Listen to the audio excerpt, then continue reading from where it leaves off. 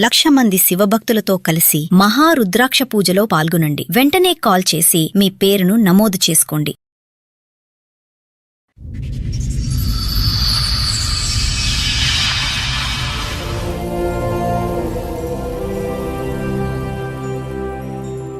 పెళ్ళైన రోజే ఎంక్వైరీ చేస్తే అమ్మాయి జీవితం నాశనం అయిపోయింది, ఆ అబ్బాయి బ్రోకర్, అమ్మాయిలు బిజినెస్ చేస్తాడని చెప్పారు.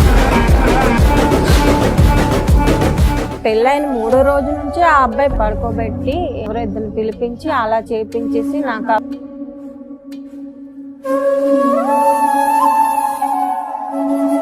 అత్త వాళ్ళకైతే చెప్పాలి. చెప్పాను మేడం. ఏమంది ఆవిడ? ఇప్పుడే కదమ్మా డబ్బులు సంపాదించుకోవాలని అన్నది. అదేం చిన్న విషయం కాదు నాన్న. మాక్సిమం క్రైమ్ లో హైయెస్ట్ క్రైమ్ నువ్వు చెప్తున్నది. ఇలా ఎందుకు కొట్టాడు? వర్క్ వెళ్ళలేదని సార్. ఇంతనా? కస్టమర్ల దగ్గరికి వెళ్ళడం స్టార్ట్ చేసావా నువ్వు? వెళ్ళాను మేడం.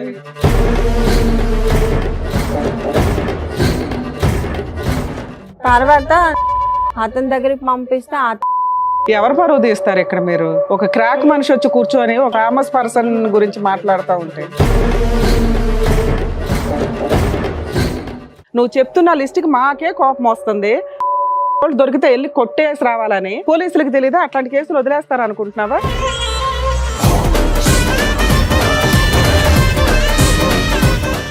ఆ అమ్మాయి ఫేస్ రివీల్ చేయమన్నా కూడా మేము రివీల్ చేయాలి. ఎందుకంటే వాళ్ళు ఉన్నారు పెద్ద పెద్ద పేర్లు, ఒక్క ఎవిడెన్స్ లేదు.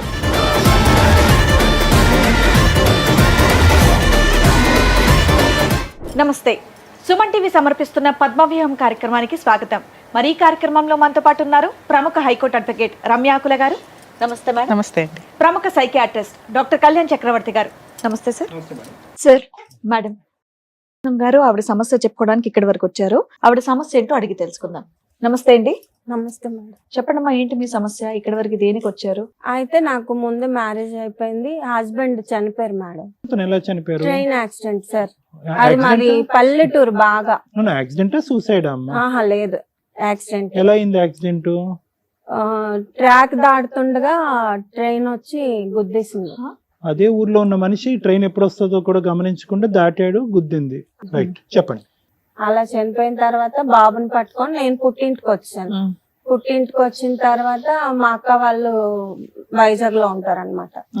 కొన్ని సంవత్సరాలు పుట్టింట్లో ఉండి తర్వాత మా అక్కల ఇంటికి వెళ్ళి నేను ఖాళీగా ఎందుకు ఉండడం, ఏదో ఒక వర్క్ చేసుకుందాం అని చెప్పి వైజాగ్ వస్తే మా అక్క పని చూసింది మేడం. అందులో 3,000కి జాయిన్ అయ్యాను. జాయిన్ అయిన తర్వాత అలా ఇలా బాబుకి బాగోపోవడం అట్లా మొక్కుకున్న తర్వాత విజయవాడకు వచ్చాను. మొక్కు తీర్చుకున్నాను, రిటర్న్ ట్రైన్ ఎక్కేసాను. ట్రైన్ ఎక్కినప్పుడు ఈయన నాకు పరిచయం అయ్యాను. పరిచయం అయిన తర్వాత నైట్ అలా అయిపోయింది. తెల్లవారు లెగిసి అతను ఆపోజిట్ సీట్ లో కూర్చున్నారనమాట. కూర్చుంటే మేడం నా ఫోన్ కనిపించట్లేదు, ఒకసారి ఈ నంబర్ నుంచి రింగ్ ఇస్తారా అని అడిగారు. సరే అని చెప్పి నంబర్ నుంచి రింగ్ ఇచ్చాను. ఫోన్ అతని బ్యాగ్ లోనే ఉంది. సరే నా స్టేషన్ వచ్చేసింది, నేను దిగిపోయాను, అతను వెళ్ళిపోయారు. అతను ఎక్కడోడు? అతనిది విజయవాడే సార్. వైజాగ్ మ్యారేజ్ కి వచ్చాడు, పెళ్లికి వచ్చాడు. ఓకే, అతని దారి అతను వెళ్ళిపోయాడు, నువ్వు గాజువాకి వెళ్ళిపోయావు. నేను నా దారి నేను వెళ్ళిపోయాను, అతని దారి అతను వెళ్ళిపోయాడు. ఒక 3 months తర్వాత ఫోన్ చేశారు. ఎవరంటే నేనండి పవన్ అంటే నాకు తెలియదండి, రాంగ్ నంబర్ అని చెప్పి కాల్ కట్ చేసి. గుర్తుపట్టలేదు మీరు? గుర్తుపట్టలేదు. ఒక 6 నెలలు 7 నెలలు పోయిన తర్వాత నాకు కాల్ చేసి, మేడం ఆ రోజు మీరు విజయవాడలో ట్రైన్ ఎక్కారు కదా, నేను పరిచయం అయ్యాను కదా మేడం, ఆ అబ్బాయిని నేను అని చెప్పారు. చెప్పిన తర్వాత మీరా చెప్పండి ఏంటి ఫోన్ చేశారంటే, మీరంటే నాకు ఇష్టం, నేను మిమ్మల్ని మ్యారేజ్ చేసుకుంటాను అన్నాడు. చేసుకుంటానంటే నాకు మ్యారేజ్ అయిందండి, ఒక బాబు ఉన్నాడు, మా హస్బెండ్ ఇలా చనిపోయారు, మీకు ఏదైనా మాట్లాడాలనుకుంటే మా అమ్మలతో మాట్లాడండి నేను చెప్తాను. ఇతను వైజాగ్ పెళ్లికి రావటం కాకుండా ఏమైనా పనులు చేస్తా ఉంటాడా? అవన్నీ నాకు తెలియదు అసలు. నేనేమి అతని వయసు కనుక్కున్నారా? వయసు అతనికి 28, 29 అవేం నేను అడగలేదు. కాదండి, మరి ఏం అడగనప్పుడు డైరెక్ట్ గా మా ఇంట్లోకి వచ్చి మాట్లాడడానికి మీరు ఎలా అంటారు? అట్లీస్ట్ ఆయన ఏం చేస్తారు, ఆయనకు పెళ్ళయిందా లేదా, వాళ్ళ ఇంట్లో వాళ్ళు ఏంటి, ఇవన్నీ తెలుసుకుంటారు కదా మినిమం ఇంటికి వచ్చి మాట్లాడమని చెప్పే ముందు. ఇవి నేనేమి అడగలేదు మేడం. అందరూ లవ్ అంటారు కదా మేడం, ఇతను డైరెక్ట్ గా పెళ్లి మ్యాటర్ ఎత్తారు అనేసి జెన్యున్ గా ఉన్నారు అనుకొని పెళ్లి చేసుకున్నామని అనుకున్నాను. సరే అయితే మీరు మా అమ్మలతో మాట్లాడండి, ఓకే చెప్పాక వాళ్ళు ఓకే అంటే నేను ఒప్పుకుంటానండి అంటే ఈయన వైజాగ్ వచ్చి మా అమ్మలతో మాట్లాడటం అనేది జరిగింది. మా అమ్మలు ఒప్పుకోలేదు. ఎందుకు? వాళ్ళన్నా కనుక్కున్నారా అతను ఏం చేస్తాడని? నందిగంలో మా షాప్ ఉంది, మా అన్నయ్య వాళ్ళది, అందులో సూపర్వైజర్ గా చేస్తాను, నెలకి 40,000 శాలరీ వస్తుంది అని చెప్పారు. ఏదో ఆ రోజుల్లో అలా చెప్పారు. నందిగంలో 40,000 అంటే ఎక్కువ. మాకు పొలాలు ఉన్నాయి, ఇల్లు ఉంది, సొంత ఫ్లాట్లు ఉన్నాయి అని మా అమ్మాలకి చెప్పారు. లేదండి మేము మాకు నచ్చలేదు, మేము బ్రాహ్మణ్స్ మేడం, వాళ్ళు కుమ్మరోళ్ళు. మా అమ్మ ఒప్పుకోలేదు. ఒప్పుకోకపోతే అతను వెళ్ళిపోయారు. వెళ్ళిపోయిన తర్వాత ఇంకా మా ఇంట్లో వాళ్ళతో నేను ఫైట్ చేశాను. ఇంకా పెళ్లి చేయకుండా అలా వదిలేస్తారేంటి, ఇప్పుడైనా చేయరా అని చెప్పేసి నేను పురుగుల మందు తాగి చచ్చిపోతాను, లేదంటే పెళ్లి చేయకపోతా అని చెప్పి చాలా పెద్ద ఫైట్ చేసి ఇంట్లో వాళ్ళని మొత్తానికి ఒప్పించి అప్పుడు ఒప్పుకున్న తర్వాత మా అమ్మ మా బాబాయ్ వీళ్ళంతా వీళ్ళతో మాట్లాడారు. మామూలు మాట్లాడడానికి వెళ్దాం అనుకున్నాము, అక్కడ బొట్టు పెట్టించడం గట్ట అంతా జరిగిపోయింది. ఇది ఎవరు ప్రయత్నం వల్ల ఒప్పుకోవటం జరిగిందమ్మా? నా ప్రయత్నం వల్ల ఒప్పుకోవటం. ఎందుకు మీకు అంత ఇంట్రెస్ట్ వచ్చింది? ఊరికి అడుగుతున్నాను. అంటే వద్దన్నారు. ఆ అబ్బాయి అలా మాట్లాడి మ్యానిపులేట్ చేశాడు సార్. ఏమన్నాడు? ఆ మాటల్లో అమాయకత్వం గట్ట అలా కనిపించింది. ఉన్నావు, నీకు ఆయనలో అమాయకత్వం కనిపించిందా? అంటే నాకు ఆ టైంకి అలా అనిపించింది మేడం. అది టైం బ్యాడ్. మీ అమ్మ వాళ్ళు అంత ఎంక్వైరీ చేసి అబ్బాయి మంచోడు మా కాదు అమ్మ అన్నారు కదా. అంత ఎడ్యుకేషన్ పర్సన్ కాదు మేడం, పల్లెటూరు వాళ్ళు ఎడ్యుకేటెడ్ కాదు, ఏమీ తెలియదు, కానీ కోటేశ్వరుడు 40,000 సంపాదిస్తాడు, సెకండ్ మ్యారేజ్ అయిన పిల్లకి ఇవ్వడానికి ఆలోచించేశారు. అయితే ఒక్క నిమిషం అమ్మా, అక్కడికంటే ముందు ఏమనుకోవద్దు. చెప్పండి. ట్రైన్ లో ఎదురు బదురు కూర్చుని ఏం మాట్లాడుకున్నారమ్మా? ఆల్మోస్ట్ ఒక అదే ఎక్కడ ఏంటి అంటే మాది ఇలా వైజాగ్ అండి, మా అబ్బాయికి బాగాలేదు, అబ్బాయి ఉన్నాడని అప్పుడే తెలుసు అతనికి. అప్పుడే తెలుసు. ఇప్పుడు నువ్వు లేటెస్ట్ గా ఏం చెప్పలేదు. చెప్పలేదు. మీ ఆయన ఏం చేస్తాడు అని అడగలేదు అతను? అప్పుడు అడిగారు, చనిపోయారు అని చెప్పారు. సో నీ వైపు ప్రాపర్ ఇన్ఫర్మేషన్ ఇచ్చేసావు. ఇచ్చేసాను. అతనికి కాస్త ఈ అమ్మాయిని వదిలేద్దాం అనిపించింది, ఏదో వచ్చాడు. అతని సైడ్ ఏమీ అడగలేదు నువ్వు? నేను అవన్నీ పట్టించుకోలేదు. బాగుంది, నీ పెళ్లి అయిందా అని అడిగారా? ఏం చేస్తామని అడుగుతారు? అవన్నీ నేను అడగలేదు. బయట వాళ్ళు ఎవరో ఒకరు మీ డీటెయిల్స్ అడిగితే చెప్పేస్తారండి అలాగా? క్యాజువల్ గా అడుగుతున్నారు కదా అని చెప్పాను. చూడమ్మా, నీ గురించి మొత్తం వాకప్ చేసుకుని అన్ని ఇన్ఫర్మేషన్ రాబట్టుకుని వెంటనే కాల్ కలిపితే కరెక్ట్ కాదని చెప్పుకుని ఈ మధ్యకాలంలో 4 అమ్మాయిలను ట్రై చేసి అవి కూడా వర్కౌట్ అవ్వకపోయినప్పటికీ నిన్న లిస్ట్ ఆఫ్ నెంబర్స్ ఉన్నాయి చూడు, చాలా సార్లు జోబులో పెట్టుకుని ఉంటాడు ఫోన్ అతను, అందరినీ చేయమని ఉంటాడు. సో ఒక్కొక్క నెంబరు డిలీట్ చేసుకుంటూ పైకి వచ్చి నువ్వు 3 నెలల తర్వాత దొరికావు. నువ్వు లేటెస్ట్గా అప్పుడు అప్డేట్ చెప్తున్నాను అని అంటున్నావు, కానీ వాస్తవానికి అంటే వేర్ ఐఎమ్ కమింగ్ ఫ్రమ్ అంటే నీ గురించి అప్డేట్ అనేటటువంటిది అతనికి ట్రైన్లోనే తెలిసిందని చెప్పడం గురించి నా ఉద్దేశం. ఇప్పుడు నాకు ఆల్రెడీ పెళ్ళి అయ్యిందని ఫోన్ ఎత్తి నువ్వు చెప్పాను అని అన్నావు చూడు ఇందాక, అది అది అది ఉత్తమాట. మా దగ్గరికి ఏదో చెప్తున్నావు, ఫోన్ ఎత్తగానే నాకు ఆల్రెడీ పెళ్ళి అయింది, నాకు కొడుకున్నాడు అంటే అప్పుడు కూడా నేను చెప్పాను సార్. మళ్ళీ ఇంకోసారి చెప్పావా? మళ్ళీ ఇంకొకసారి చెప్పాను, నేను రిపీటెడ్ గా చెప్పాను అనమాట. అది పెళ్లి చెప్పాడు కదా, నాకు మ్యారేజ్ అయింది, మీ ఇంట్లో వాళ్ళు ఒప్పుకుంటారా అని చెప్పి నేను చెప్పాను. మేడం అరేంజ్డ్ మ్యారేజ్ అయినా ఎక్కడ జరిగింది, ఎంతమంది వచ్చారు? హోటల్లో జరిగింది మేడం. మా తరపున మా చుట్టాలు అవలు ఒప్పుకోలేదు, నేను మా అక్క ఆయన మా పెద్దనాన్నగారు, 10 మంది, ఒక 20 నంబర్స్. అమ్మగారు రాలేదు? అమ్మ అందరూ వచ్చారు. అతని తరపున ఆల్ ఫ్యామిలీ మొత్తం వచ్చారు మేడం. పెళ్లి ఖర్చులు అవన్నీ ఎవరు పెట్టుకున్నారు ఇక్కడ విజయవాడలో? వాళ్ళే పెట్టుకున్నారు. సరే, తర్వాత కాపురానికి వెళ్ళావా? వెళ్ళాను మేడం. ఎప్పటిదాకా కాపురం చేశారు? నాకు పెళ్ళైన రోజే ఆ హోటల్ చుట్టాలు ఒకళ్ళు ఎంక్వైరీ చేస్తే ఇలా అమ్మాయి జీవితం నాశనం అయిపోయింది, ఆ అబ్బాయి మంచోడు కాదు, ఆ అబ్బాయి బ్రోకర్, అమ్మాయిలు బిజినెస్ చేస్తాడని చెప్పి అప్పటికే నా మెడలో తాళి పడిపోయింది. మరి ఎవరో కిట్టిన వాళ్ళు చెప్పారేమో అనుకున్నాం. ఒక్కళ్ళేనా మీకు అన్నదమ్ములు, అక్క చెల్లెళ్ళు? ముగ్గురు మా అమ్మ కూతుర్లే. నేను మిడిల్, మా చెల్లి లాస్ట్, మా అక్క. అమ్మ పెళ్లికి ముందు ఒక ఆడపిల్ల జీవితం ఆల్రెడీ ఒకసారి అంటే చెప్తున్నానమ్మా, మనం ఎక్కడో పురాతన కాలంలో లేము, లేటెస్ట్ అడ్వాన్స్ సొసైటీలోనే ఉన్నాము. నీ పెళ్లి కూడా 9 సంవత్సరాల క్రితమే అయ్యింది. నువ్వు కనుక్కున్నటువంటి వివరాలు మీ తల్లిదండ్రులకి తెలిసిన తర్వాత, మీ అమ్మగారికి తెలిసిన తర్వాత, నాన్నగారు లేరమ్మా? లేదు సార్. అమ్మగారు మరి ఏదో ఒకటి నందిగామ ఆ షాపుకి ఫోన్ చేయటమో చెప్తున్నాను, ఆ సూపర్వైజర్ అనే పాత్ర ఉందా లేదా అనేది కనుక్కోవటం, ముందు వెనకాతల ఆస్తులు అనేది ఏమీ ఎంక్వైరీ చేయలేదమ్మా. జస్ట్ ఇక్కడ కట్ చేస్తే మళ్ళీ పెళ్ళేనా? వెళ్ళాం మేము వాళ్ళ ఇంటికి వెళ్ళాము. వెళ్ళారా? వెళ్ళాము. నైస్. వెళ్ళిన అదే వాళ్ళ సొంత ఇంటికి అక్క వాళ్ళ కొడుకు ఇంటికి తీసుకెళ్లారు. అతనిది షాప్. ఓకే. వాళ్ళు కూడా అదే చెప్పారు, మా పని చేస్తున్నాడు ఇక్కడ? సూపర్వైజర్ గా చేస్తున్నారండి. 40,000 జీతం. కౌలూరులో ఇల్లు చూపించారు, వాళ్ళ పొలాలు చూపించారు, అవన్నీ చూపించారు. Right. Okay, good good good. Marriage హాల్లోనే మ్యారేజ్ అవ్వగానే మీకు చెప్పారు కదమ్మా ఈ అబ్బాయి బిజినెస్ చేస్తాడు అని, మీరు అడిగారా అతన్ని? లేదు మేడం, అప్పుడు పెళ్లి హడావుడిలో ఉన్నాం కాబట్టి తర్వాత నెక్స్ట్ రోజు ఇంకో నెక్స్ట్ రోజు ఎప్పుడైనా అడిగావా సరదాగా అయినా? గిట్టని వాళ్ళు చెప్పారు అనుకో, నేను అంత పెద్దగా పట్టించుకోలేదు. ఏదో ఆ చిన్న విషయం అది నీ దృష్టిలో అప్పట్లో? లేదు మేడం, నేను పెద్దగా పట్టించుకోలేదు. అంటే నాకు అంత మెచ్యూరిటీ. ఎన్ని రోజులు హ్యాపీగా ఉన్నారు? ఎంతకాలం హ్యాపీగా ఉన్నారు మీరు? ఒక 3 నెలలు. తర్వాత ఏమైంది? తర్వాత అత్త వాళ్ళ ఇంటి నుంచి బయటకు వచ్చాం మేడం. 3 నెలలు అత్తగారి ఇంట్లో ఉన్నారు. మళ్ళీ ప్రెగ్నెన్సీ గానీ అట్లా ఏమైనా వచ్చిందా? లేదు మేడం. ఓకే. అయితే మేము బయటకు వచ్చి అపార్ట్మెంట్ రెంట్ తీసుకుంటే మా అమ్మగారు సామాన్లు అన్ని కొనుక్కోవడానికి.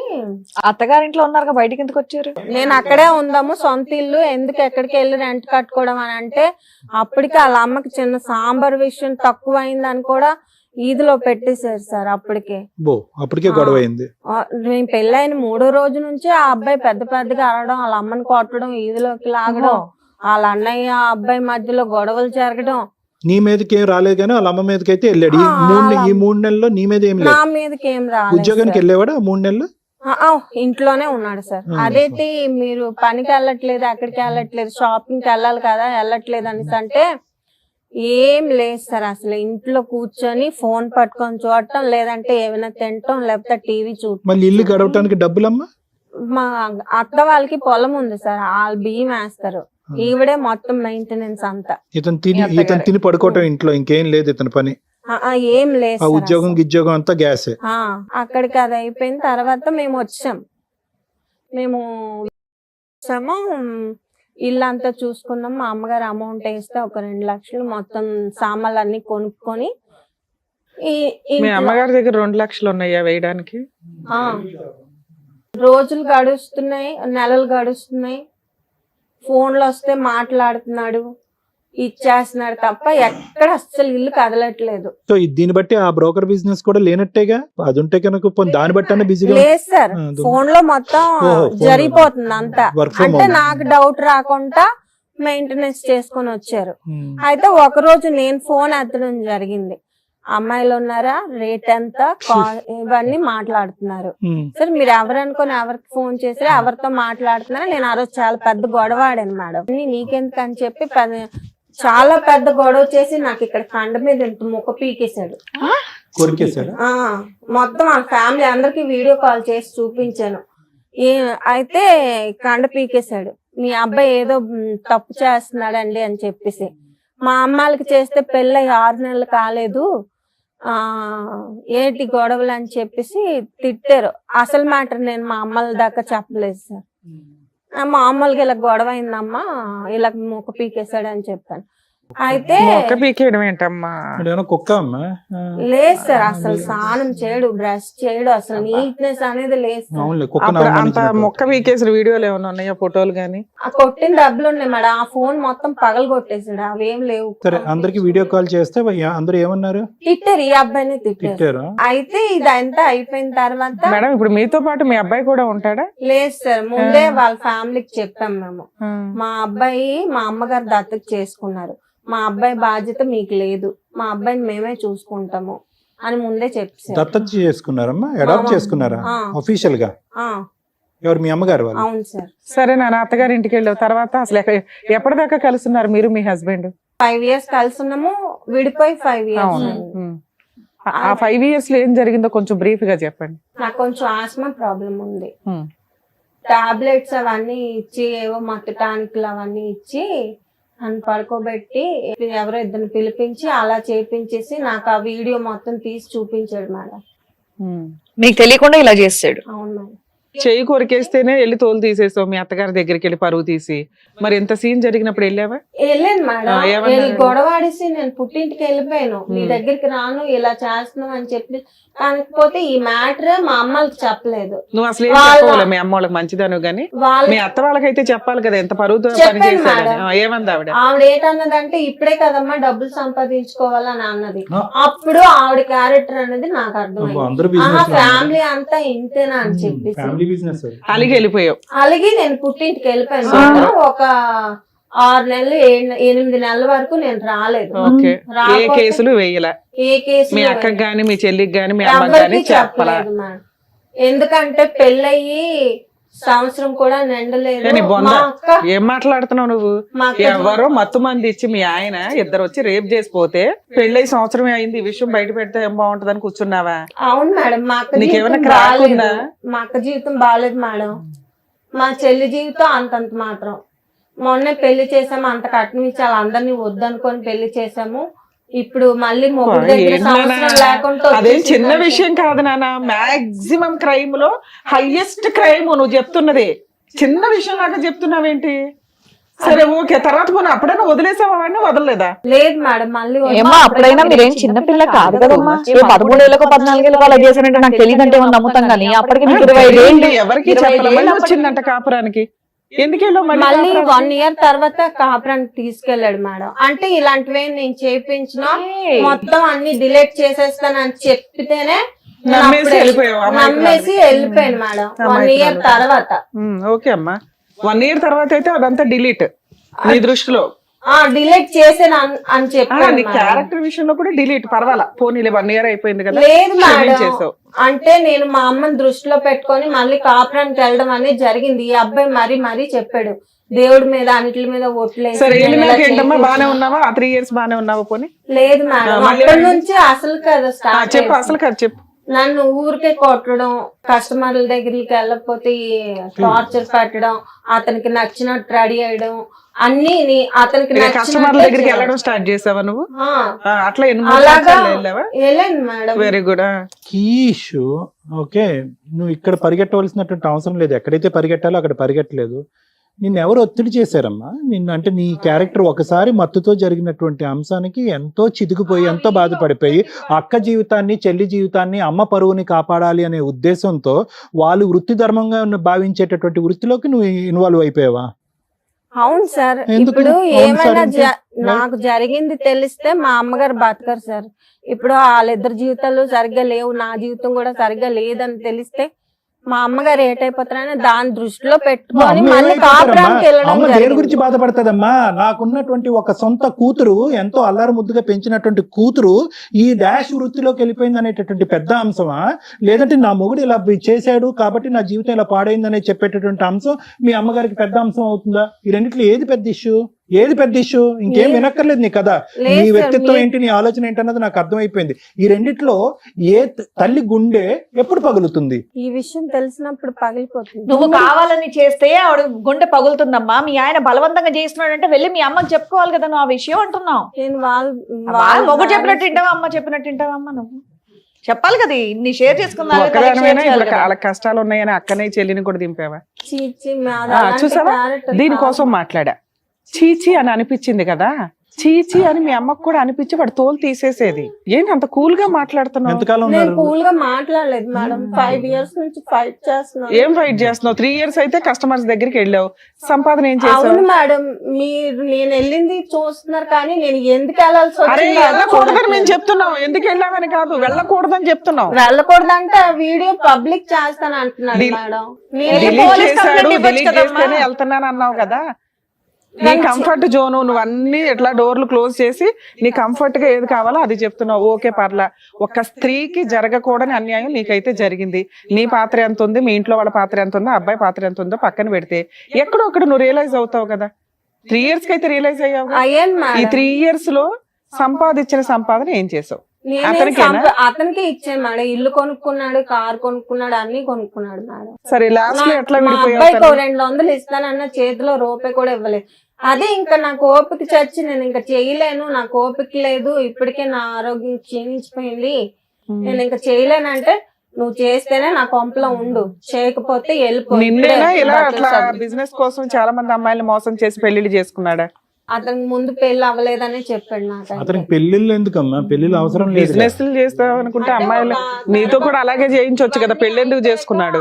ఆ అమ్మాయి చెప్పింది, ఆ అబ్బాయి ఇది వరకు బిజినెస్ చేసేవాడు, ఆ అబ్బాయికి నువ్వెలా పెళ్లి చేసుకున్నావమ్మా అనేసి అంటే, అంతా అయిపోయిన తర్వాత చెప్పితే ఏం లాభం మేడం, మొత్తం జరగాల్సిన నష్టం అంతా నాకు జరిగిపోయింది. అరే ముందు చెప్పారు, ఎంక్వైరీ చేసుకోవాలి, ఆ పెళ్లి రోజు చెప్పారు, తర్వాత 3 నెలలు నీ లైఫ్ బాగానే ఉంది. ముందు కదమ్మా, 3 నెలలు, అప్పుడే ముందు కదా 6 నెలల enquiry వరకు చేసుకోవాలా? బానే ఉంది మేడం. అత్తయ్య వాళ్ళ ఇంట్లో ఉన్నప్పుడు బానే ఉంది, బయట 3 నెలల తర్వాత బానే ఉంది. అక్కడి నుంచి నాకు ప్రాబ్లమ్స్ అనేవి స్టార్ట్. సరే నువ్వు తప్పించుకొని బయటకు వచ్చేసావు, ఊరుకున్నాడా? మంచి కస్టమర్ వెళ్ళిపోయినట్టే లెక్క కదా ఆయనకి, ఊరుకున్నాడా? లేదు మేడం. తర్వాత అతని దగ్గరికి పంపిస్తే అతనితో నేను గొడవ అదే లాస్ట్ గొడవ మాకు. అతను నన్ను కొట్టి టార్చర్ పెట్టాడు. ఆ వీడియో కూడా నా దగ్గర ఉంది మేడం. అది ఆయన మొత్తం నా ఫోన్ ఆ రోజు లాక్కొని కిందకేసి చెత్త కొట్టి అది ఎరగలేదని సుత్తితో పెట్టి మరి కొట్టి ముక్కలు చేసి నా ప్రూఫ్స్ ప్రతి ఉంది మేడం.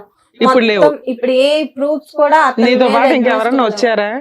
లేదు మేడం. నువ్వు మా ఒక్కదానివే తమ్ముడు వచ్చావా? వచ్చాడు. ఒక్క నిమిషం సొంత అమ్మా, తమ్ముడా? మళ్ళీ చెప్పమ్మా. అంటే మా చిన్నప్పటి నుంచి అమ్మా ఒక్క నిమిషం. మీ పేరు ఎవరు పరువు తీస్తారు ఇక్కడ? మీరు ఒక క్రాక్ మనిషి వచ్చి కూర్చొని ఒక No, we are not famous picking- person no, no, no, no, గురించి no, we are not మాట్లాడుతా picking up ఉంటే. any names. I'm just asking for the list of people that she's involved.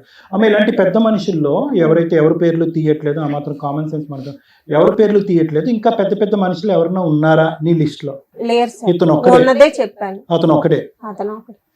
So ఇవన్నీ కూడా నీకు ఎక్కడా కూడా ఏ ప్రయాణం కూడా మొత్తం ఎన్ని సంవత్సరాలు అయితే నువ్వు ఫైట్ చేసావో, ఇష్టం లేక అయిష్టతోనే వెళ్ళావు, అతను అయిష్టం. బలవంతంతో వెళ్ళావు. మీ అమ్మగారికి ఈ మాట చెప్తే కనుక అమ్మ మనసు పాడైపోద్దని చెప్పే వెళ్ళావు. ఎక్కడా కూడా ఆ డబ్బులు నీకు రావటం కానీ నువ్వు వాడుకోవటం కానీ చేయలేదు. ఏమీ జరగలేదు మేడం. నాన్న ఈ 5 years లో ఏం చేశారు మీరు? కేసులు ఏమన్నా వేసారా వేశాను కోర్టులో? మేడం. ఏమేం కేసులు వేసారు? పోలీస్ స్టేషన్ కి వెళ్ళి ఇలా బిజినెస్ చేపిస్తున్నాడు అని చెప్పేసి నన్ను కొట్టిన దెబ్బలతోనే ఆ రోజు నేను పోలీస్ స్టేషన్ కి వెళ్ళాను. పోలీస్ స్టేషన్ కి వెళ్తే ఫోన్ తీసుకొని మొత్తం చూస్తే దొరికాడు.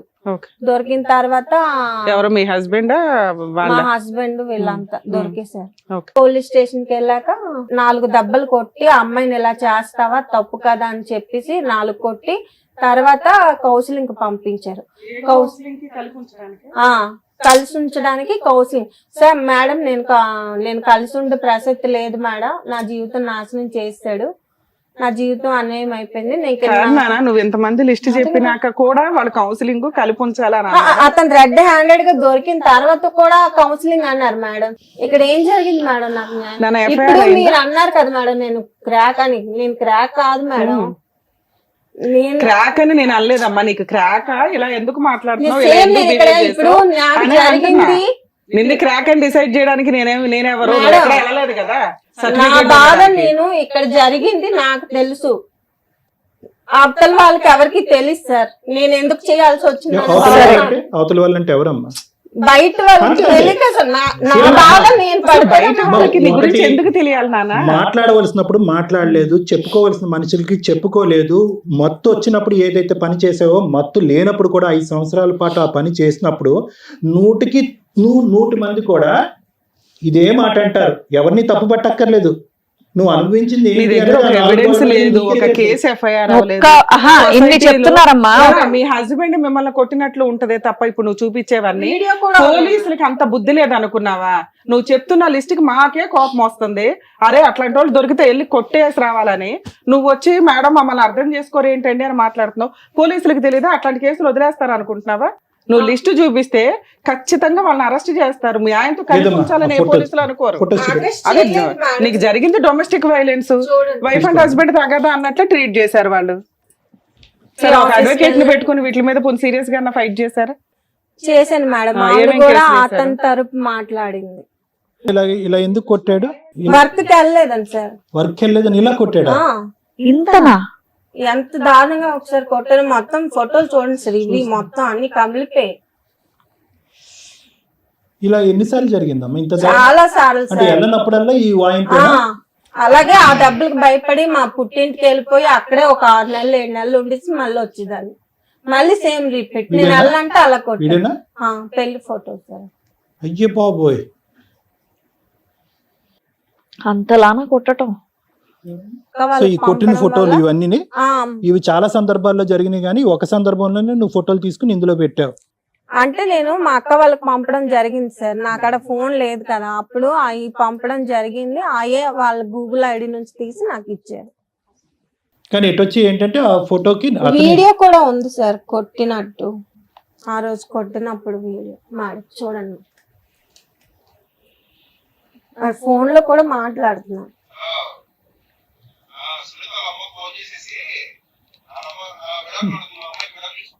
విడాకులు అడుగుతుంది అని ఎవరో అంటున్నాడు ఏంటి? ఆ అదే సార్, ఇలా వెళ్ళలేదని చెప్పి నన్ను కొట్టాడు. నీతో పాటు ఎవరో వచ్చారు, వాళ్ళు ఎవరు, మా తమ్ముడు సార్. ఏం చెప్పాలనుకుంటున్నా? ఫస్ట్ పెళ్ళైంది, బాబు పుట్టాడు, ఇలా సమస్య జరిగింది, మళ్ళీ పెళ్ళైంది అని తెలిసింది సార్. Right. తెలిసిన తర్వాత అక్క అక్కడికి వెళ్ళిన తర్వాత అక్కడ ఉండి వచ్చింది. Hmm. వచ్చిన తర్వాత ఇలానే బాధపడుతుంటే అక్క సూసైడ్ చేసుకోవడానికి అటెంప్ట్ చేసింది. చేసిన తర్వాత వాళ్ళ అబ్బాయి మాకు చెప్పాడు, ఇలా ఇలా అమ్మ సూసైడ్ చేసుకుందంటే ఎందువల్ల ఏంటంటే అప్పుడు మొత్తం అన్ని అడిగితే చెప్పింది ఇలా. సరే అక్క ఏం చేద్దాం అంటే నేను అక్కడ గాజు వర్క్ సార్ మాది. మీది గాజువేకేనా? అంటే ఎప్పుడు 5 years బ్యాక్ మీకు ఇవన్నీ తెలిసినాయి? నాకు అంటే వాళ్ళ అబ్బాయి ఇతను ఎప్పుడైతే సూసైడ్ చేసుకున్నా అదే ఎప్పుడు సుమారు ఎప్పుడు అది? ఎప్పుడు? అది ఒక 1 year అలా అవుతుంది. అంతే 1 year బ్యాక్ వీళ్ళ స్టోరీ మీకు తెలుసు. తెలిసింది. తెలిసిన తర్వాత అబ్బాయి ఇలా చెప్తే మేము వెళ్ళిన తర్వాత జరిగింది, ఇలా సూసైడ్ ఎందుకు చేసుకున్నాం అట్లా ఏటక్క అంటే అప్పటికి విడిపోయి 4 years అవుతుంది కదా, మర్చిపోయి ఉంటది, అప్పుడు ఎందుకు చేసుకుంది సూసైడ్ ఐటమ్? అంటే అతని కోసం తిరిగి ఒక్క నిమిషం తమ్ముడు, ఒక 2 నిమిషాలు ఆగండి. సూసైడ్ ఎప్పుడు చేసుకున్నావు? అటెంప్ట్ ఎప్పుడు చేశారు? 1 year అవుతుంది సార్, 2 సార్లు చేశాను సూసైడ్ అటెంప్ట్. ఎందుకు ఇప్పుడు ఈ మధ్యకాలంలో ఎందుకు చేస్తున్నారు? 5 సంవత్సరాల నుంచి పోలీస్ స్టేషన్లు ఏంటి, దిశ కేసులు ఏంటి, మహిళా మండలి తిరిగి ఏంటి, అలిసిపోయావు ఇంకా నాకు ఎక్కడ న్యాయం జరగలేదు అనిపించి నేను సూసైడ్ అటెంప్ట్ కదమ్మా. చేశాను. ఏం న్యాయం, ఏం కేసులు, ఏంటి గొడవ? ఇప్పుడు అదే సార్, ఇప్పుడు ఏదైనా సరే 498 కడతాను అంటున్నారు, ఈ కేసు కట్టను అంటున్నారు. ఈ మీకు ఏం కేసు కావాలి ఇప్పుడు? ఆయన నుంచి ఏం కావాలి? ఏం ఎక్స్పెక్ట్ చేస్తున్నారు? నాకు డబ్బులు మ్యాటర్ కాదు మేడం, అతనికి నాకు నా జీవితం నేను అన్యాయం అయిపోయినందుకే అతనికి శిక్ష పడాలి. శిక్ష పడాలా లేదంటే కంపెన్సేషన్ ఇవ్వాలా ఏంటి? నాకు అర్థం కాదు. Compensation- కాంపెన్సేషన్ అతనే ఇస్తాను అంటున్నారు. అంటే వీళ్ళు కట్నం కింద ఫస్ట్ పెళ్ళైనప్పుడు ఒక 5 లక్షలు, దాని తర్వాత మధ్యలో 2 లక్షలు ఆయన కారు కొనడానికి ఏదో 4 కోట్లు ఇచ్చి పెట్టారంట. అవన్నీ నేను కూడా ఫోన్ లో మాట్లాడాను సార్. అతనితో మాట్లాడితే ఏమన్నారంటే నేను ఒక 5 లక్షలు ఉన్న తులం బంగారం ఇవ్వగలను, నేను అంతకన్నా ఇవ్వలేను అంటున్నాడు అతను. ఏది డైవర్స్ ఇవ్వడానికి? డైవర్స్ అడుగుతున్నా. డైవర్స్ అడుగుతున్నారు. ఇప్పటికి 5 years నుంచి మరి మీకోసం ఇలా చేశారంట కదంటే తిరిగారు, నా అమ్మాయి స్టేషన్ లో కంప్లైంట్ ఇచ్చింది, చేశారు, చెందారు అని చెప్పారు. ఇవన్నీ మీరు ఎప్పుడైనా సిట్టింగ్ కూర్చొని మాట్లాడారా ఫోన్ లో గానీ? ఫోన్ లో బిజినెస్ చేయించావా అని అడిగారా? అవన్నీ మేము అడిగితే మీరు చూసారా, చెందారా అని అడుగుతున్నారు. సో అతనైతే ఒప్పుకోవట్లేదు, ఆ వ్యాపారం అది ఈ అమ్మాయి చేత చేయించినట్టు ఒప్పుకోవట్లేదు. ఒప్పుకోలేదండి. కాకపోతే ఈవిడ మెసేజ్లు చేసేది, వీళ్ళతో వాళ్ళతో మాట్లాడేది అని చెప్పేసి నాకు చెప్పాడు. చెప్తే నేను అడిగాను ఆవిడ చదువుకుందా అని అడిగాను, చదువుకోలేదు అన్నాడు. అంటే ఆవిడ చదువుకోలేదని మాకు తెలుసండి. ఆవిడ చదువుకోకుండా ఆవిడ ఎలా మెసేజ్లు చేస్తుందని అడిగాను. ఆయన ఏంచి అది కాదు ఇది కదా అంటే అప్పటికి మాకు ఇవి చెప్పింది ఇలా ఇలా బేసికలీ ఏంటంటే ఈ అమ్మాయి మీద అతనికి అనుమానం అనేది ఒకటి ఉంది. లేదు సార్, మరి మెసేజ్లు అంటే తనే మెసేజ్లు చేయిస్తూ ఉంటాడు అనమాట. ఇప్పుడు మీరు ఉన్నారు సార్, ఎగ్జాంపుల్ మీ నంబర్ తన దగ్గర ఉంటుంది, తనే ట్రాప్ చేయిస్తాడు అనమాట. ఫోన్ చేయించి మాట్లాడించడం చేయడం, ఇంట్లో మొత్తం అన్నిటి కోసం అలా చేయించేవాడు. ఇదేదని చెప్పేసి చెప్పిందా, ఓకే నీకు ఇంత జరిగినప్పుడు ఎందుకమ్మా, మనకి ఎవరికైనా ఒక్కరికైనా చెప్పాలి కదంటే చెప్తే ఇలా ఉంది, నాకు ఆ వీడియోతో బ్లాక్ మెయిల్ చేస్తున్నాడు 1-10 సార్లు. ఏరుకోరి మరి సరే నేను చేసుకుంటాను పట్టుబట్టి చేసుకున్నాను. చేసుకున్న తర్వాత ఇలా జరిగితే మళ్ళీ నాకు ఇబ్బందే కదా, నేను ఇంక అందుకే ఉండిపోయాను. మాకు అప్పుడు ఇలా జరిగిన తర్వాత తెలిసిన తర్వాత నేను అడిగితే అప్పుడు నేను మొన్న రీసెంట్ గా ఒక 4 months అలా అవుతుంది మేడం, నేను మాట్లాడాను ఫోన్ లో. ఇలా ఉందంట కదండి, ఎందుకు ఇది ఒకసారి చూసి మాట్లాడండి, ఏంటంటే తీసుకెళ్తానంటే నేను తీసుకెళ్ళొచ్చాను. ఇప్పటికి 5 years కూడా ఇక్కడే రెంట్ కి ఉండేది, ఆ పక్కనే దగ్గరలోనే ఉండేది. అంతా ఫైట్ చేసుకుని మహిళా మండలి దగ్గరికి వెళ్ళి. ఎప్పటిదాకా ఉంది విజయవాడలో? 1 year వరకు? 1 year వరకు మొన్న 4 years విజయవాడలోనే. మరి ఉంది. ఇందాక అడిగితే 5 years నుంచి వాళ్ళ అక్క దగ్గర ఉంటున్నారు, ఆవిడ లేదు పోషిస్తున్నారు. మేడం, 1 year నుంచి 4 years వదిలేసి నువ్వు విజయవాడలో ఇండివిడువల్ గా ఉన్నావు. 5 years ఎలా ఉన్నావు? డబ్బులు ఎక్కడే? మా అమ్మ వాళ్ళు వేసారు మేడం. అమ్మ పోషించేదమ్మా ఇంతకాలం, ఇప్పటికి మీరు కూడా ఒక్కరే ఉన్నారా? అవును మీరు మేడం. ఒక్కరే అక్కడ ఎందుకు ఉన్నారు మరి? అది అమ్మ వాళ్ళ దగ్గర వెళ్ళాల్సింది కదా. అమ్మ కేసుల గురించా? అమ్మ వాళ్ళకి అన్ని తెలిసిపోతాయి అని చెప్పేసి నాకు భయం వేసి మీ ఆయనతో ఉన్నట్టే తెలుసా మీ అమ్మ వాళ్ళకి? లేదు మేడం, వదిలేసాను. నువ్వు మా ఇంటికి రాకు, మొగుడిని వదిలేసి వస్తే నా ఇంటికి ఎందుకు వస్తావు, నువ్వు ఎక్కడైతే చచ్చిపో, కానీ డబ్బులు పంపిస్తుంది మా మీ అమ్మ. ఇంటికి రాక అని చెప్పింది మేడం. సో విడిగా ఉండటానికి నీ మట్టుకు నువ్వు ఉండటానికి ఇంటికైతే అడుగు పెట్టద్దు, ఇక్కడ పరుగు పోద్దు కాబట్టి అక్కడ పోషణ నిమిత్తం డబ్బులు పంపిస్తున్నావు. డబ్బులు పంపించి బాబుని తన దగ్గర పెట్టుకుంది, అంతే కదమ్మా? బాబు వస్తూ ఉండేవాడు అంతా, వెళ్తూ చూస్తూ వస్తూ ఉండేవాడు. ఒక సడన్ గా బాబు ఉంటున్నప్పుడే తిని ఇలా చేసింది. చేసిన తర్వాత మాకు అప్పుడు ఆ బాబు చెప్పాడు, ఇలా ఇలా ఉందని, ఇలా జరిగింది అంటే అప్పుడే అలా కాళ్ళు అందరూ వెళ్ళి తీసుకొని వచ్చారు. వచ్చిన తర్వాత అక్కడ నుంచి ఇల్లు ఖాళీ చేసిన తర్వాత అసలు ఏం జరిగింది ఏంటంటే ఎవరికి చెప్పట్లేదు. చెప్పమ్మా పర్వాలేదు, నేను మరి మీ తమ్ముడు మీ అబ్బాయి బాబులు అంటున్నా కదా, నాకు చెప్పక్క పర్వాలేదు అంటే అప్పుడు ఇలా ఇలా ఉంది తమ్ముడు, నేను ఎవరికి ఏం చేయలేకపోతున్నాము, ఏం చెప్పాలో కూడా తెలియట్లేదు మాకని. అప్పుడు నేను 4 రోజుల 4 నెలల క్రితం మాట్లాడితే తను చెప్తున్నాడు, నేనైతే ఒక 5 లక్షలు ఇస్తాను, 1 తులం బంగారం ఇస్తాను, నాకు ఇచ్చారు ఓకే, నాకు అక్కడ లేవు, ఇప్పుడు ఏం చేయమంటారు, నేను ఎంత అయితే ఇవ్వగలరు, లేకపోతే లేదు. నేను కాంపోజిషన్ అయితే అడగట్లేదు, నాకు డబ్బులు వద్దు, మరి ఏం అలా కావాలి జరిగినందుకు వాడికి తగ్గ శిక్ష పడాలి అంటున్నాడు. ఈ స్టేజ్ మీదకి ఎవరు తీసుకొచ్చారు అమ్మాయిని? తను తనే మాట్లాడి వచ్చిందా? ఇక్కడ ఎవరు వాళ్ళని శిక్షిస్తారు అనుకుంటున్నారు? ఇప్పుడు మీ వీడియోస్ అన్ని చూస్తూ ఉంటే అందరికి తెలుసు కదా నాకు న్యాయం జరుగుతుంది అనే కదా. ఏ న్యాయం సార్? పోలీసుల దగ్గరికి వెళ్ళింది, అడ్వకేట్ల దగ్గరికి వెళ్ళింది, వాళ్ళు చెయ్యని న్యాయం ఈ స్టేజ్ మీద రమ్య గారు అయితే చెయ్యరు కదా. శిక్ష అంటే ఏం శిక్ష పడాలి అంటే నాకు తెలియక అడుగుతున్నాను, సారీ. నువ్వు పడినటువంటి వేదన బాధ మామూలుది కాదు. ఒక పక్క నుంచి అమ్మకి చెప్పుకోలేక భర్త ఇలాంటోడు అని చెప్పి నరకం, నువ్వు అనిపించింది నరకం, అది నాకు అర్థం అవుతుంది.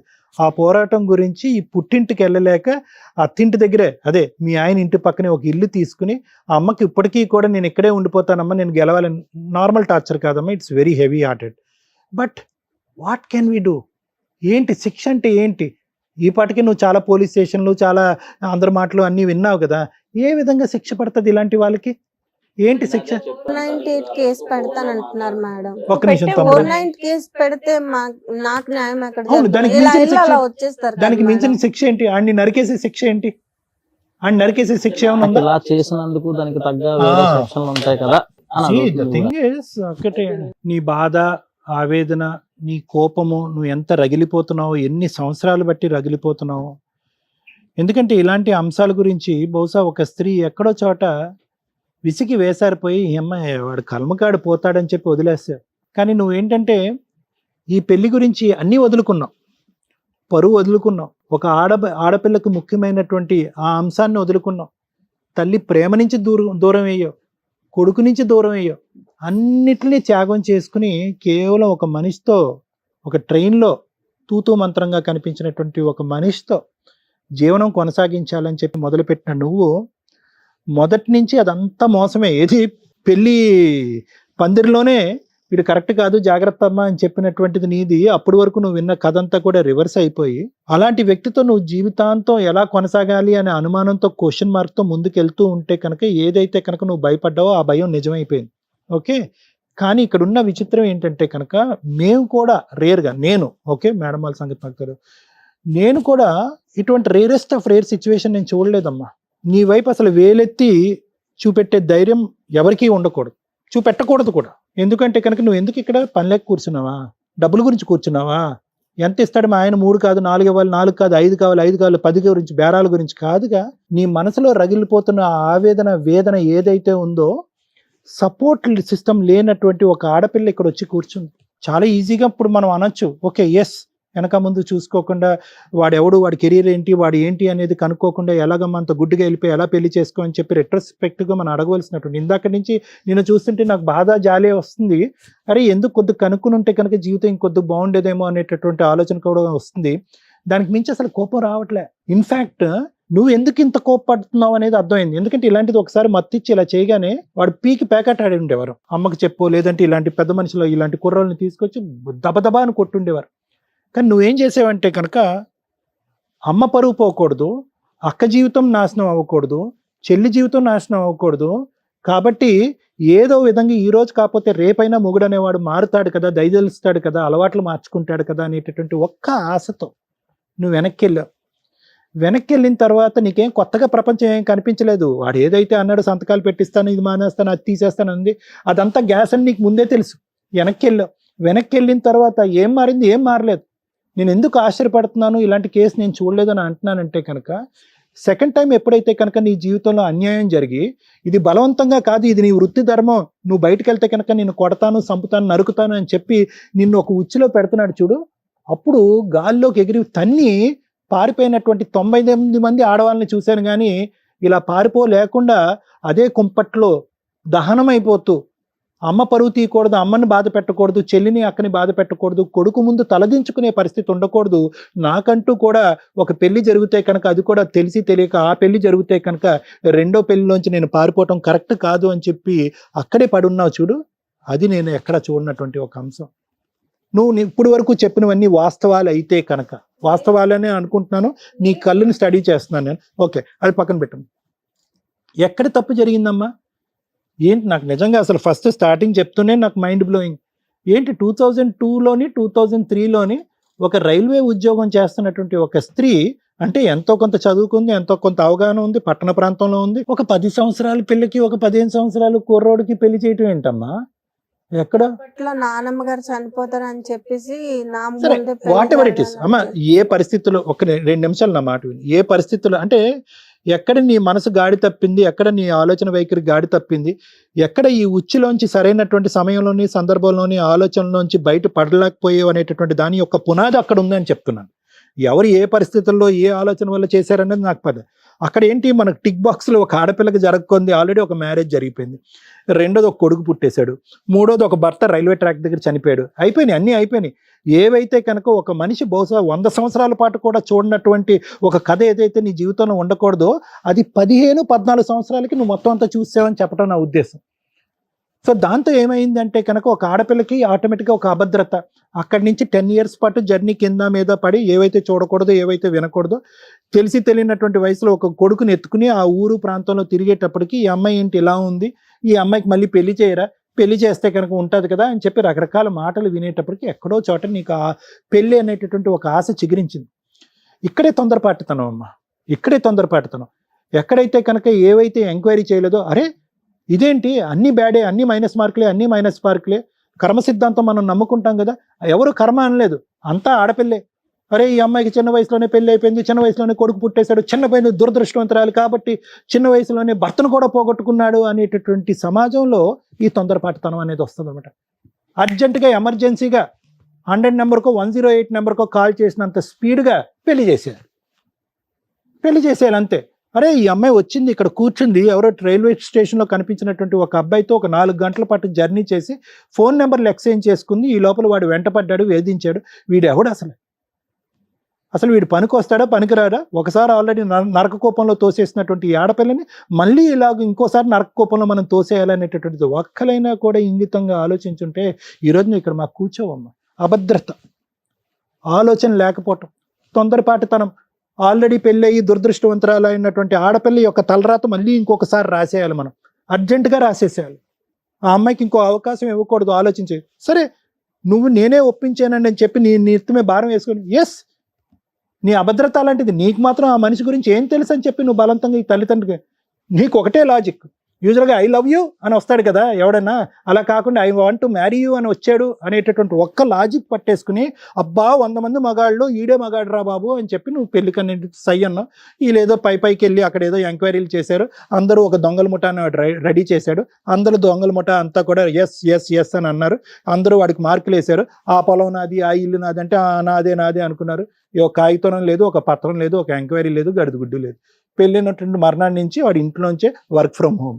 సో ఏదైతే కథ మొదటి నుంచి ఉందమ్మా, ఈ కథ యొక్క పూర్వాపరాలు వేర్లు కింద నుంచి ఉన్నాయి. నువ్వు అందులో భగ్నం అయిపోయావు, దహించిపోయావు, కోపం వచ్చింది, అసహ్యం వచ్చింది, చేదరించుకుంది, కానీ పరువు కాపాడాలి, వెనక్కి వెళ్తే తల్లి స్వీకరించదు కాబట్టి అక్కడ దహనం అయిపోయావు. కాదనట్లే, ఇదంతా జరిగిందమ్మా. నరకం టార్చర్ తప్ప నీ జీవితం ఏం చూడలే. నిజంగా నేను చెప్తున్నా, 10 సంవత్సరాలు అప్పుడు మొదలైనటువంటి నేను నరకం ఇంకా 34 సంవత్సరాలు ఇంకా ఎండ్ అవ్వలే, నెవర్ ఎండింగ్ స్టోరీ. కానీ ఇక్కడ ఎండ్ చేసుకోవాలా లేదా అనేటటువంటిది నీ చేతుల్లో ఉంది. నువ్వు డిప్రెషన్లో ఉన్నావు, బాధపడుతున్నావు, లోపల కుంగిపోతున్నావు, నీకు సపోర్ట్ సిస్టమ్ లేదు. నా అనేటటువంటి వాళ్ళు ఈ ఊరు వెళ్తే కనుక 100 మంది ఉన్నా కూడా ఆ నా అనే వాళ్ళు పక్కన లేరు, కడుపులో పెట్టుకుని దాచుకున్నావు. నేను ఇలాంటి వృత్తిని నమ్ముకుని ఇలాంటి బలవంతంగా ఇటువంటి వృత్తిలో ఉన్నాను అని చెప్పి సిగ్గుతో మాట చెప్పుకోలేక, బయటకు చెప్పుకోలేక, ఇప్పుడు నీ కొడుకు అంత అయ్యి ఉంటాడుగా, 21 years ఏంటమ్మా అని ఆడి నోటి అంటే ఎక్కడ మాట వస్తుంది? ఏమే ఇప్పుడు వరకు ఈ మాత్రం చెప్పకుండా అంత చండాల పనులు చేస్తావా డాష్ డాష్ అని అంటారని చెప్పి ఆ మాట భరించలేక కడుపులో దాచిపెట్టుకుని 2 సార్లు సూసైడ్ అటెంప్ట్లు చేసి చావలేక బ్రతకలేక ఆ మహానుభావుడు ఎవడో వస్తే అతను కక్కేవు నువ్వు. లేదంటే ఎప్పుడో చచ్చిపోవాల్సింది, ఎప్పుడో మానసికంగా ఎప్పుడో చచ్చిపోయావు, శరీరం వెళ్ళలేదు అంతే నీది. కానీ ఇప్పటి నుంచి అమ్మా నేను అనేది ఏంటంటే ఎందుకు జరిగింది, ఎలా జరిగింది, ఎవరి వల్ల జరిగింది, ఎప్పుడు జరిగింది అనేటటువంటి మాటలన్నిటికీ నేను చెప్పేసే సమాధానం. ఆడికి దండించాలి అనేటటువంటి ఆలోచనతో నిన్ను ఇంకా జీవితాంతం దండించుకోకమ్మా. నేను ఒక సైకియాట్రిస్ట్ని, ఓకే, నేను పోలీస్ వ్యవహారాలు ఇంకో విధంగా మాట్లాడను. ఏం దండిస్తావు నువ్వు? 5.5-6 సంవత్సరాల పాటు 7 సంవత్సరాల పాటు దండించలేనటువంటి ఒక మనిషి ఈరోజు ఫ్రీ బర్డ్ లాగా ఆకాశంలో ఎగిరే పక్షిలాగా హ్యాపీగా ఆ వృత్తో ఇంకో 10 మంది వృత్తో ఇంకో 100 మంది ఆడవాళ్ళ జీవితాల్లో నాశనం చేసేవాడిని నువ్వేం దండిస్తావు? మేమేం దండిస్తాం? ఇక్కడ ఇన్ఫాక్ట్ ఏంటంటే కనుక నీ పుండి మీద నువ్వే ఇంకా ఇలా పచ్చికారం వేసుకుంటున్నావు. ఎందుకు? అయిపోయినటువంటి జీవితం అయిపోయింది. ఒకసారి వాళ్ళు తప్పు చేశారు, తర్వాత నువ్వు తప్పు చేసావు, ఇంకోసారి దేవుడు తప్పు చేశాడు. ఎవరు ఏమన్నా తప్పు చేయండి. ఇదేంటి ఫలితం లేనటువంటి జీవితం, గమ్యం లేనటువంటి జీవితం? ఎటుపోతుంది నీ జీవితం? కక్ష సాధింపా? వాడిని శిక్షించాలా? ఎవరు శిక్షించాలి? నువ్వు చేస్తావా?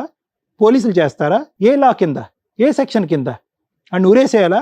నరకటానికి ఏం సెక్షన్ పెట్టాలి, చంపడానికి ఏం సెక్షన్ పెట్టాలి వాడిని? I don't think so it is practically possible అమ్మా. ఇంతకంటే స్ట్రైట్ ఫార్వర్డ్ ఉన్న కేసెస్కే శిక్ష పడట్లే రకరకాల కారణాల వల్ల. ఆడు తప్పించుకుని తిరిగేటటువంటి బ్యాచ్.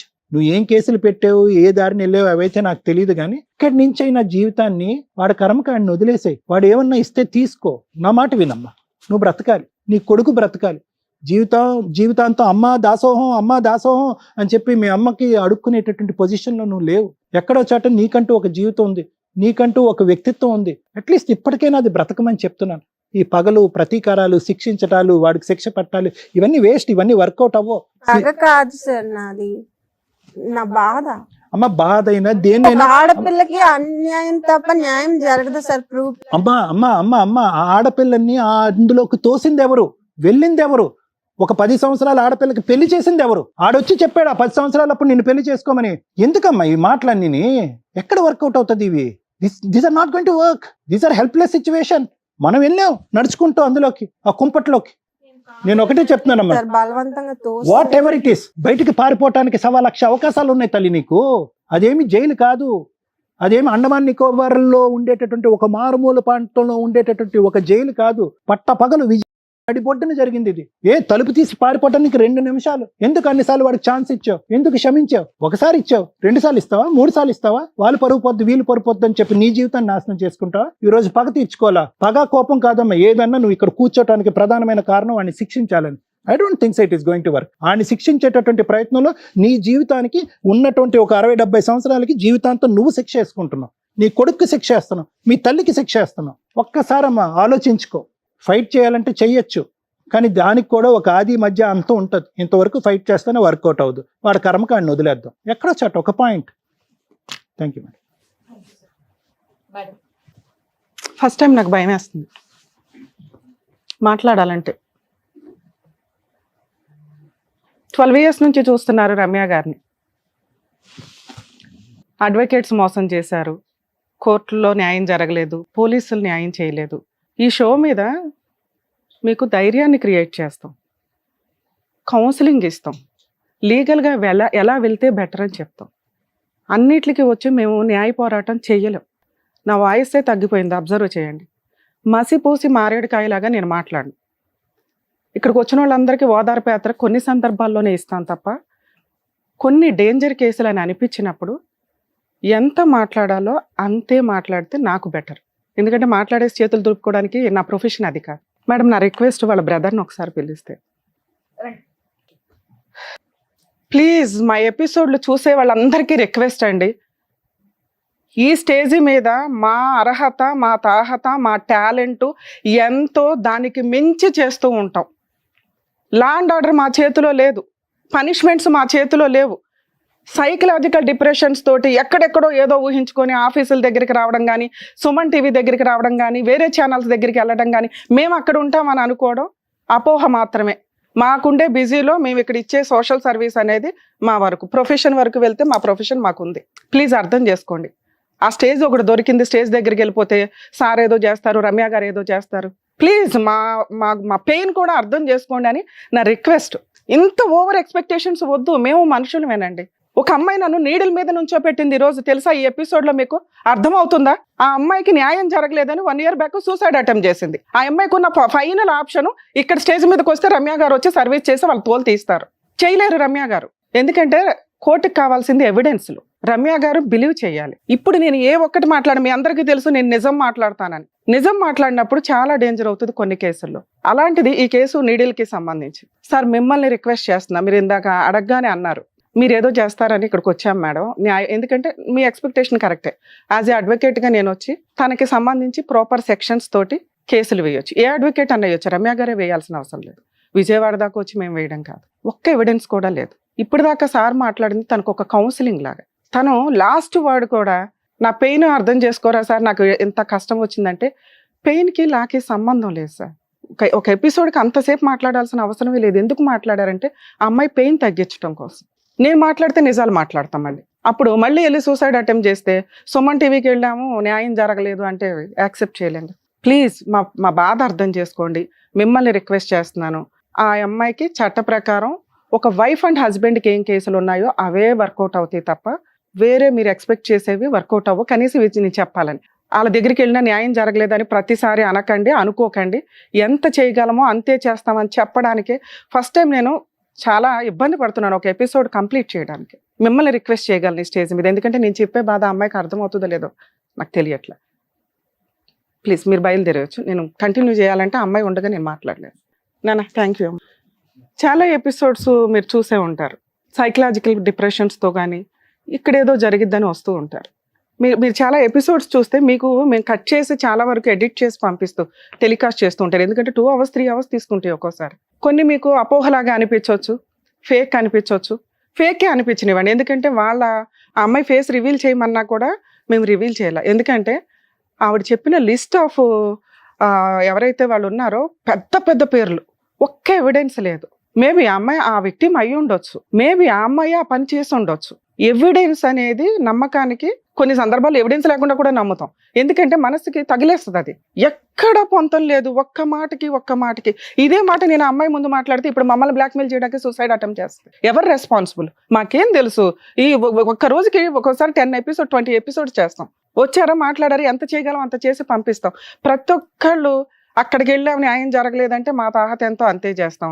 అక్కడికి వెళ్ళినాక న్యాయం కొంతమందికి ఏది వచ్చి సర్వీస్ చేస్తారు అంటే అవి రియల్గా మేము ఫీల్ అవుతాం. అరే ఈ అమ్మాయికి నేను వెళ్ళాలి, ఈ అబ్బాయికి నేను వెళ్ళాలి అని వాళ్ళకి న్యాయం చేయడం కోసం మా వంతు ప్రయత్నం సుమన్ టీవీ నుంచి మేము చేయడానికి పూనుకుంటాం. ఇక్కడ ఏముంది ఎవిడెన్స్? ఒక్క ఎవిడెన్స్ ఉందా? డొమెస్టిక్ వైలెన్స్ క్లియర్గా ఉంది. ఒక హస్బెండ్ వైఫ్ మధ్య జరిగిన గొడవలు, దానికి సంబంధించి ఫొటోస్ ఉన్నాయి. ఆ అబ్బాయి మీద 498 కేసు రిజిస్టర్ అవుతుంది. పోలీసులకి ఏం పని లేదా? ఇంత విక్టిమ్ లిస్టు వాళ్ళకి దొరికితే ఈవిడ చెప్పిన పేర్లకి టైం పాస్కి కేసు వేసినా వాళ్ళకి మీకు అర్థమవుతుంది ఏం జరిగిద్దో.